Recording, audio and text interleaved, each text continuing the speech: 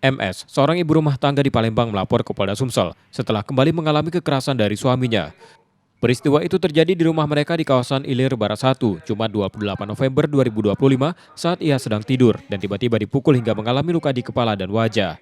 Kekerasan tersebut bukan yang pertama. Selama 15 tahun pernikahan, MS kerap menjadi korban, bahkan kini dalam kondisi hamil anak ketiga. Lebih tragis, anak sulung mereka yang berusia 10 tahun juga pernah dianiaya hingga kehilangan jari kelingking. Tahu dia, tiba-tiba marah, main tangan.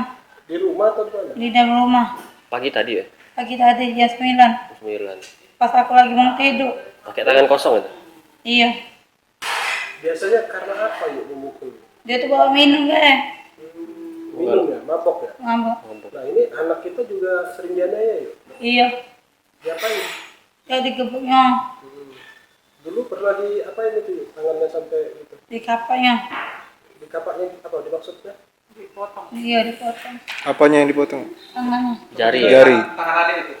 Ini. Jari sebelah. Biar Karena apa dipotong itu yuk? Dia bawa minum. Waktu itu umur berapa? Dia 3 tahun. Suaminya diketahui sebagai pemalak sopir angkot di kawasan Pasar 16 Ilir dan sering pulang dalam kondisi mabuk yang diduga menjadi pemicu kekerasan di rumah.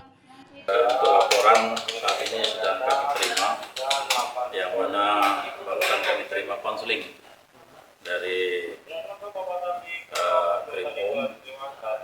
Menurut keterangan dari ibu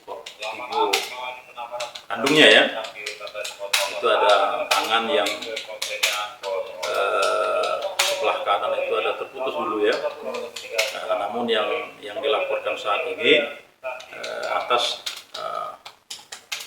perlakuan orang tua kandungnya ya, orang tua kandungnya, yang mana orang tua kandungnya ini dipukul oleh terduga ya. Laporan MS sudah diterima di SPKT Polda Sumsel lengkap dengan bukti visum. Kasus ini akan diteruskan ke Direktorat Reserse Kriminal Umum untuk proses lebih lanjut. Reski Oktora, Muklas Diferensial, Kompas TV, Palembang, Sumatera Selatan.